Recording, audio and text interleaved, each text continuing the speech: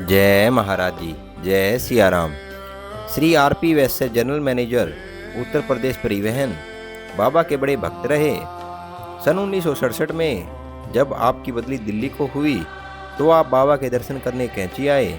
आपने उन्हें बताया कि दिल्ली में कार्यभार संभालने के पूर्व वे कश्मीर भ्रमण के लिए जाना चाहते हैं। विदा करते समय बाबा ने आपको आश्रम का एक छाता दिया और कहा, इसे रख ले, वहां पानी बहुत बरसता है। आपको उस छाते को लेने में बड़ा संकोच हुआ। आपसे निवेदन किया, मेरे पास घर में अपना छाता है, यहाँ आश्रम में यह कई लोगों के काम आएगा। बाबा ने आपकी बात नहीं मानी और पुनः उसे रख लेने को कहा। आप जब तक कश्मीर में रहे उनका दिया हुआ छाता लिए वे इधर उधर घूमते रहे और दिल्ली वापस आने पर आप उसे लौटाने के अभिप्राय से बाबा के दर्शन करने पुनः कैंची गए। आपको देखते ही बाबा बोल उठे, छाता लौटाने आया है। बाबा के शब्दों की यथार्थता से आप अवाक रह गए।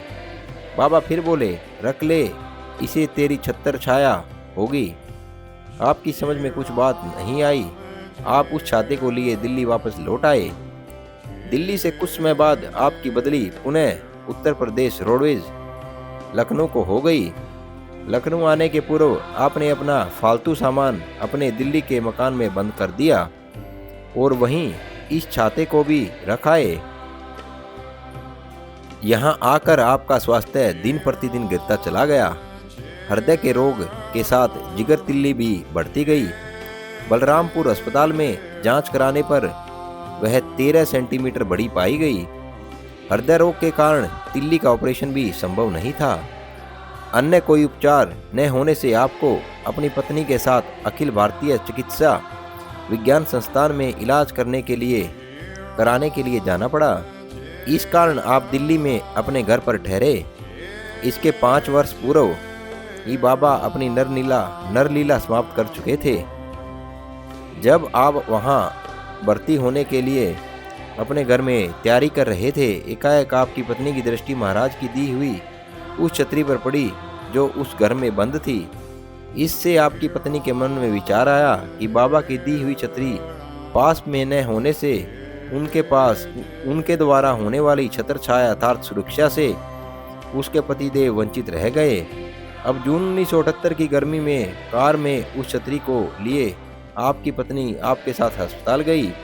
उन्होंने उसे आपके बिस्तर के तकिए के नीचे छिपा कर रख दिया।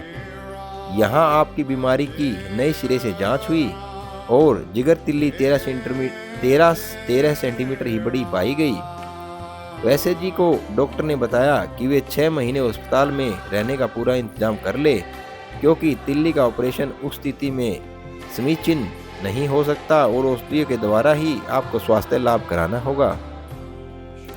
आपको यह भी बताया गया कि औषधियों में एक विशेष गोली आपको महीने में एक बार ही दी जाएगी, जिसकी प्रतिक्रिया से 30 दिन में आपकी तिल्ली 2.5 सेंटीमीटर घट पाएगी।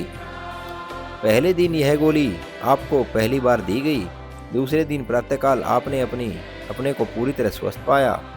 आपको ऐसा मालूम हुआ कि तिल्ली जैसे बड़ी ही न हो। आपने अपना अनुभव डॉक्टर को बताते हुए तिल्ली की फिर नाप कराने का निवेदन किया।